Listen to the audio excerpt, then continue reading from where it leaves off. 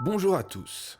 J'ai bon espoir de vous parler ici d'un mouvement du visage que même les spécialistes en langage non verbal ne connaissent pas vraiment, car il n'est pas vraiment étudié dans le cursus. Il y a environ 2 ans, je tombe sur cette vidéo. Observez le visage de Michelle Obama.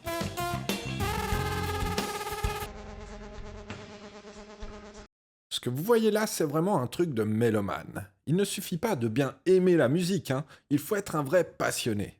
Et quand on accède à ce statut de mélomane, ce mouvement devient un classique lorsqu'on fait face à une performance musicale. Avec la magie de YouTube, il suffit de chercher le mot React et la chanson de votre choix pour espérer tomber dessus assez rapidement.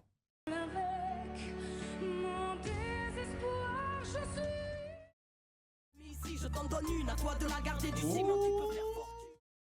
C'est pas celle qui fait pavé, demande à Fable avec là, comme on se mêle sur les pas.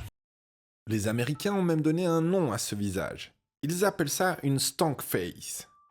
Alors je me suis intéressé à ce que je voyais. Et il y a quelque chose de vraiment étonnant avec ce visage. C'est un visage lié à des émotions négatives, ce que je vois là. Pourtant l'émotion vécue est positive. On est bien en train de kiffer ce qu'on entend. Et si vous montrez ce visage à un spécialiste en langage non verbal, il devrait assez rapidement vous dire que ça lui rappelle ce visage. Ce que vous voyez là, c'est de la souffrance. On reconnaît ce visage de souffrance par 2 ou 3 éléments, notamment les yeux qui vont se contracter, allant même jusqu'à se fermer. Et il y a également ce mélange de 2 muscles qui vont s'activer. Il y a les muscles que l'on retrouve dans la colère ou le dégoût, qui tirent la bouche vers le haut. Mais il y a également ce muscle sur le côté, pas loin des yeux, qui va faire gonfler cette partie en haut des joues. C'est une particularité que l'on retrouve également lorsqu'on voit un vrai bon gros sourire. Et donc, pourquoi fait-on un visage de souffrance lorsqu'on est en train de kiffer autant ? Maintenant, on va rentrer dans la partie hypothèse. La première, c'est que la sensation vécue est un doux mélange entre un bon gros kiff et une sorte de « c'est dégueulasse ». Une sorte de « c'est trop sale ce que ce musicien vient de nous faire là ». C'est hyper difficile à expliquer quand on ne ressent jamais ça pour la musique. D'ailleurs, une deuxième définition que j'ai trouvée sur internet, et qui est traduite de l'anglais, explique le stank face ainsi. Le stank face est un terme moderne qui décrit une expérience musicale que l'on a pu déjà documenter depuis longtemps. Cette expérience musicale se situe quelque part entre un plaisir viscéral profond et une sorte d'engagement physique, d'irritation ou même de répulsion. En bref, une sorte de douleur agréable.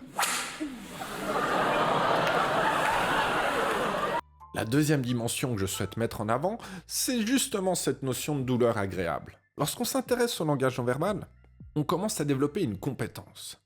C'est la capacité à ressentir ce qu'il se passe dans notre propre corps. Ressentir en toute conscience quand les muscles s'activent. Et peu de temps après avoir découvert la stank face, j'écoutais un morceau, et bim, tout d'un coup ça m'arrive. Je le sens, je le fais. Et j'arrive à me concentrer également sur ce qui se produit en moi. Vous avez certainement déjà entendu quelqu'un parler de musique en disant « j'ai pris une vraie claque musicale ». C'est ça que j'ai ressenti. J'ai ressenti un impact dans mon corps, dans mon âme. Désolé si les termes sont imprécis, mais là je suis en train de parler d'un ressenti. Mais il y avait vraiment cette notion d'impact. Et qui dit impact dit choc, et qui dit choc, mon hypothèse c'est que le corps réagit au choc musical comme si c'était un vrai impact physique. Et donc un visage de souffrance apparaît. L'expérience ultime serait de scanner le cerveau de quelqu'un pendant qu'il souffre, et ensuite pendant qu'il fait une stank face, pour voir si ce sont effectivement les mêmes parties du cerveau qui s'activent et voir si des parallèles existent.